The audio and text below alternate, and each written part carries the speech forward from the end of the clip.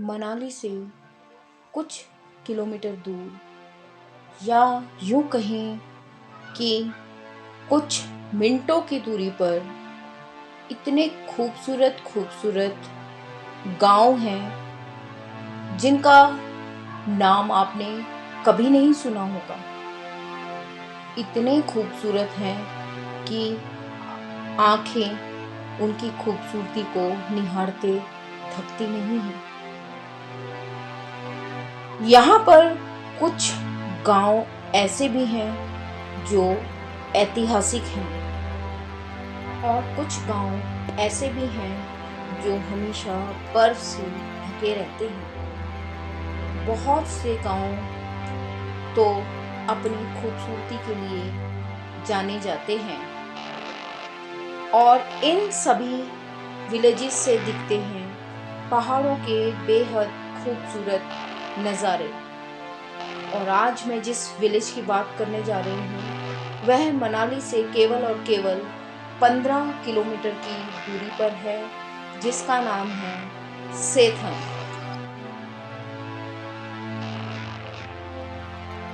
पीर पंजाल की घाटी में बसा छोटा सा गांव इतना छोटा है कि यहाँ पर केवल और केवल 10-12 घर ही हैं और यहाँ के हर घर से धौलाधार का नज़ारा बेहद खूबसूरत दिखता है। बहुत खूबसूरत है ये गांव।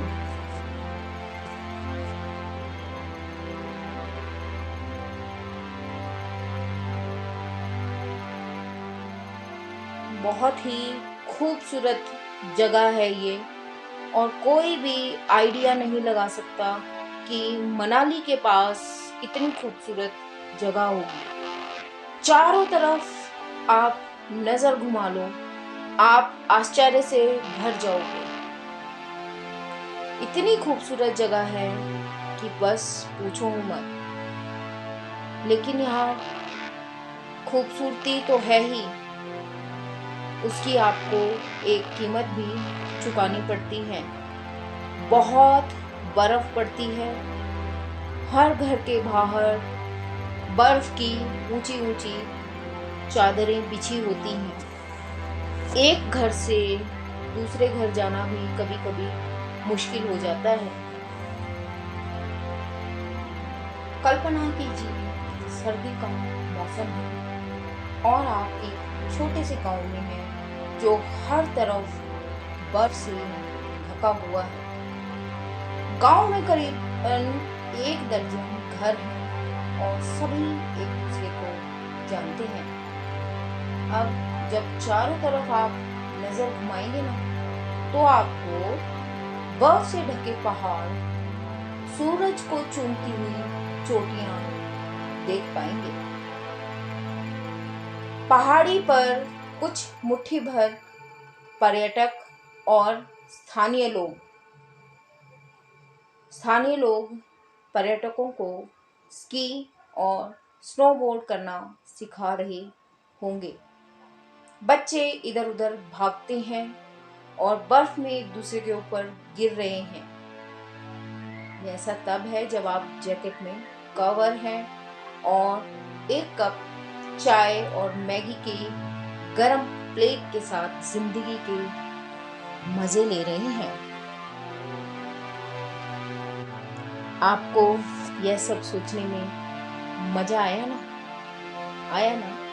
तो चले आइए चिलचिलाती धूप में सेथन की यात्रा पर। यहाँ पर आकर ऐसा कुछ आप स्वयं भी अनुभव कर पाएंगे। मनाली से करीबन 15 किलोमीटर दूर सेथन एक छोटा सा गांव है। यहाँ के ज़्यादातर निवासी वर्तमान हिमाचल के विभिन्न हिस्सों के प्रवासी हैं जो चरवाहे थे। इस छोटे से बौद्ध गांव में केवल 15-20 घर हैं जो शानदार दृश्य प्रस्तुत करते हैं।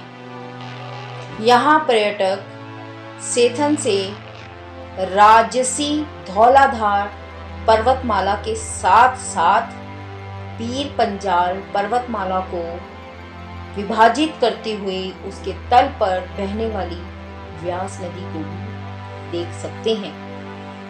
घने जंगलों के बीच बर्फ की मोटी परत में बसा हुआ सेथन गांव इसे इग्लू हाउस के नाम से भी जानते हैं। सैलानी -15 डिग्री सेल्सियस में भी इग्लू हाउस में खूब मजे करते हैं। यह स्थान 10,000 फीट की ऊंचाई पर स्थित है और नज़ारे इतने खूबसूरत हैं कि सैलानी यहाँ बरबस ही खिंचे चले आते हैं। इतनी ठंड है यहाँ पर कि यहाँ पर इग्लू भी बना सकते हैं। बहुत खूबसूरत है यह जगह। यहाँ पर आप इग्लू बना सकते हैं, उसके अंदर रहने का अनुभव भी ले सकते हैं। बहुत मज़े आते हैं इग्लू में। जिन्होंने इग्लू ने नहीं देखा तो वो भारत में भी इग्लू हाउस देख सकता है। उसके लिए आपको मनाली के सेथन गांव में आना पड़ेगा। आप अगर सर्दियों के मौसम में आते हैं तो कभी कभी आपको इग्लू हाउस का मज़े तो लोगे ही, प्रकृति हो सकता है आपको स्नोफॉल से भी नवाज दे। बहुत खूबसूरत नज़ारे हैं। सेथन विलेज जहाँ पर है, यहाँ से ही हम्पटा वैली भी शुरू होती है। जैसे ही आप अंदर अंदर जाते जाओगे आपको इतनी खूबसूरती देखने को मिलेगी कि आपको लगेगा कि शायद स्वर्ग का रास्ता भी ऐसा ही होता होगा। चारों तरफ बर्फ ही बर्फ, बर्फ से ढके पहाड़, बर्फ की चोटियों पर पड़ती हुई सूरज की धूप, क्या बात है। बहुत खूबसूरती समेटे हुए है सेथन गांव अपने आप में। जहाँ तक आपकी नज़र घूमेगी वहाँ तक आपको साफ और सफ़ेद दुनिया दिखाई देती है। मन में सवाल उठता है, क्या कारण है कि हम सेथन जाएं? तो पहला तो कारण प्राकृतिक सुंदरता ही है। दूसरा कारण है यहाँ पर स्कीइंग और स्नोबोर्डिंग करवाई जाती है। जब भी भारत में स्कीइंग के बारे में बात होती है तो सबसे पहले नाम दिमाग में आता है वो है ओली। अगर आप कम भीड़ भाड़ में स्कीइंग और स्नोबोर्डिंग का एंजॉय करना चाहते हैं तो आपके लिए सेथन एक परफेक्ट जगह है।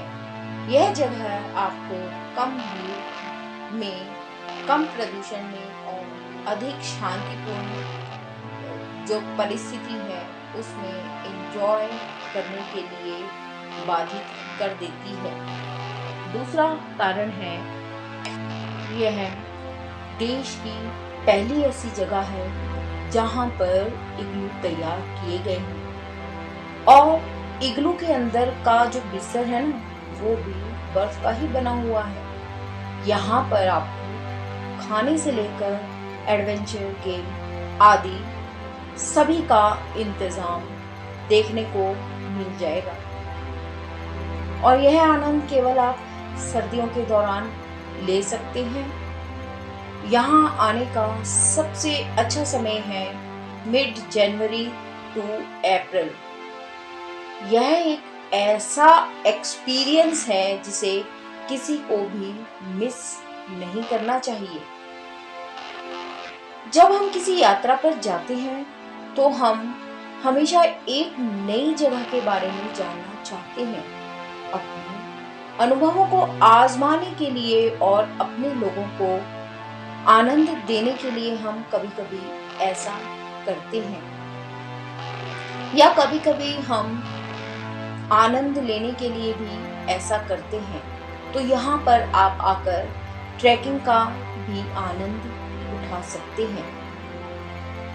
ट्रैकिंग के साथ साथ यहाँ की सुंदरता बहुत अधिक आपको और ज्यादा खोजने के लिए प्रेरित करती है।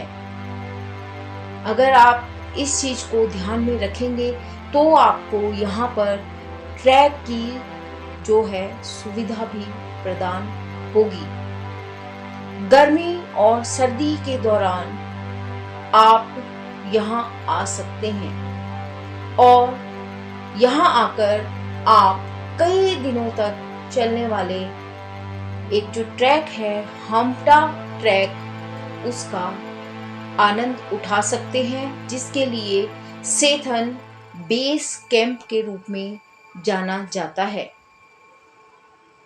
लेकिन जब सर्दियों के दौरान पूरा मार्ग बर्फ से ढका होता है तो ट्रैक बहुत सुंदर दृश्य आपके सामने प्रस्तुत करता है।